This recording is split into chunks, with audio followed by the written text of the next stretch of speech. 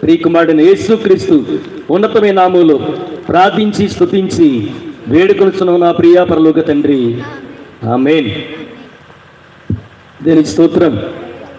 మరొకసారి యేసుక్రీస్తు ప్రభునామమున మీ అందరికీ ప్రత్యేకంగా తెలియజేస్తున్నాము.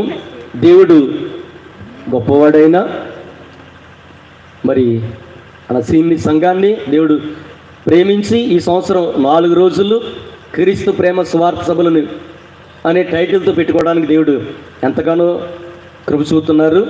మొదటి రోజు మరి సమయానికి స్టీవెన్ గారు మరి సతీమణి గారు మన మధ్య ఉండటం మనకి సంతోషం, ఆనందదాయకం. దేవుని స్తోత్రం.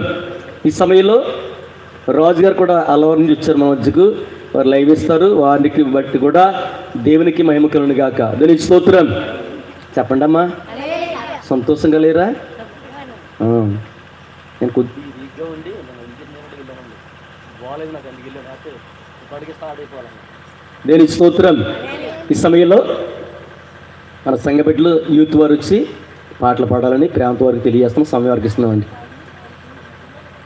మరొకసారి యేసుక్రీస్తు ప్రభు నామమున మరి ప్రతి ఒక్కరు కూడా ప్రేమతో ఆహ్వానం తెలియజేస్తున్నాము.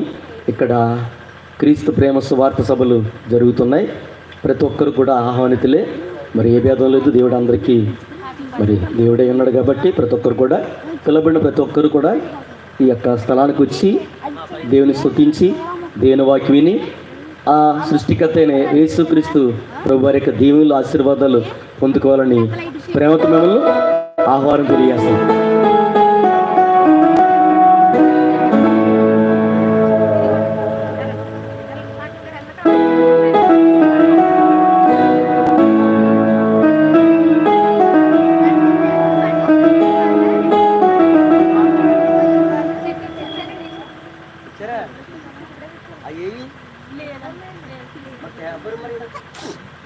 తేవాలి కదా మరి మనం, అది కాదు ఓపెన్ చేయాలి కదా మనం ముందుగానే. అలాగే ఓపెన్ చేయాలమ్మా ప్రార్థన పూర్వక దాన్ని. నాకు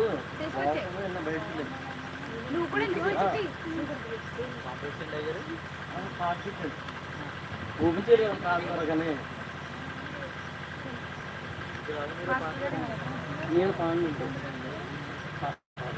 ఈ సమయంలో శాంతి గారు మన మధ్యకి వచ్చారు. మరి అమలాపురం నుంచి వారు ఒక ప్రత్యేకమైన పాట పాడి ఈ సమయంలో దేవుని మహిమపరుస్తారు.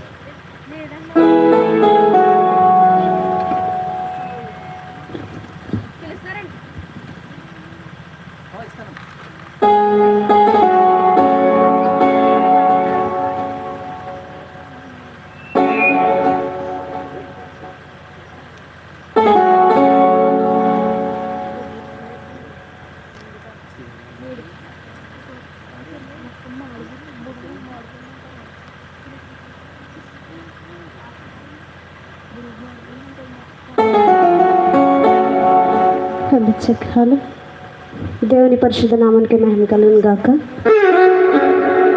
నాకు ఈ అవకాశం ఇచ్చిన సాంసన్ అన్న గారికి క్రీస్తు పెట్టిన వందనాలండి. అలాగే చేరవచ్చిన మీ అందరికి కూడా నా వందనాలు చెల్లిస్తున్నాను.